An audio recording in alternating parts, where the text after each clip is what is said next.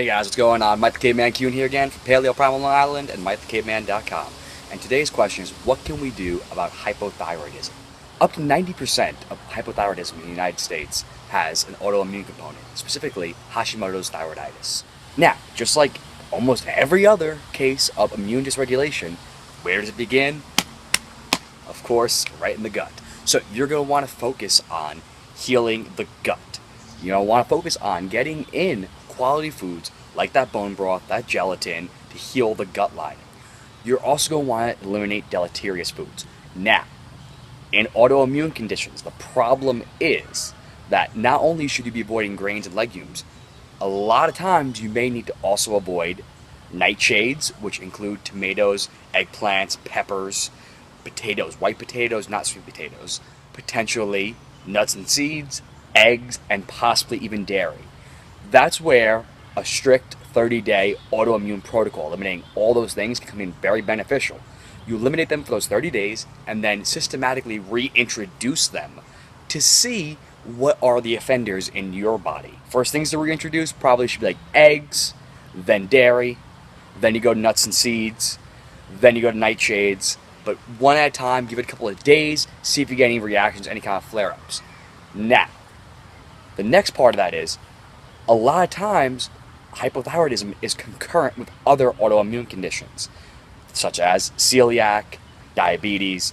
The reason being, in the case of celiac, you're doing explicit digestive tract damage, whereas, let's say, in diabetes, there's hormonal dysregulation. And that's the problem with hypothyroidism. You're getting both of those. You have a disturbed gut. Stresses are impairing your HPA axis, which in turn is throwing off your HPT, which is hypothalamus pituitary thyroid axis. So you're getting a feedback that way, and you're not getting adequate synthesis of your thyroid hormones. Now, let's get into what else can happen. So that damage to your gut, like I said, we want to heal that gut line. That damage, well, that in turn can cause malabsorption. So now you may be deficient in iodine. That's the one everyone thinks about when they think about the thyroid. So you start to take a lot more iodine. Problem is that you're also going to need more selenium. That's the magic one when it comes to the thyroid. A lot of times, selenium is the issue. Selenium will help with inflammation and it'll help with the production of glutathione.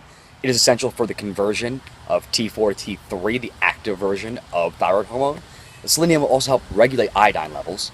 But you're also going to want to look at your vitamin D status, other vitamins and minerals that work synergistically with iodine, like vitamin C, vitamin E. You're going to want to keep an eye on those as well. Foods you're going to want to focus on include Brazil nuts for the selenium, as well as wild-caught fish, which are going to have a little bit of selenium, and they're going to provide some healthy omega-3s. You're also going to want to get in some sea vegetables like seaweed, like kelp and dulse and nori, and those will help provide some iodine. So you can go get some sushi, you get a little bit of both there, would be great. That sushi rice will also be an excellent source of resistant starch, which will help act as a prebiotic fiber for your gut to help heal that gut lining, help production of butyrate. Now, when it comes to hypothyroid, you don't want to keep your carbs too low, so that's where that sushi rice is going to really come in pretty well. But again, focus on real foods, lots of quality fats to ensure you're able to produce enough of the hormones, as well as keep yourself off that blood sugar roller coaster. If you have sugar too often, you're going to be on that roller coaster and you're going to lead to insulin dysregulation, which is again related to that thyroid axis. It creates stress. So, simple takeaways for today. Focus on real foods. Consider elimination diet, eliminating grains, legumes, nightshades, dairy, eggs, nuts and seeds. Slowly reintroduce after 30 days. Make sure you're focusing on your gut health. Get in a quality probiotic. Make sure you're getting in your bone broth and gelatin. Next thing, make sure you have enough vitamins and minerals, particularly iodine, selenium, vitamin D, vitamin C, vitamin E. Check the levels. Don't necessarily need to over-supplement, but just make sure your levels are adequate. You may also want to consider some adaptogenic herbs like ashwagandha and rhodiola, panax and Siberian ginseng. Those will all help with dealing with the stress response. As usual, get your sleep in, working on stress management.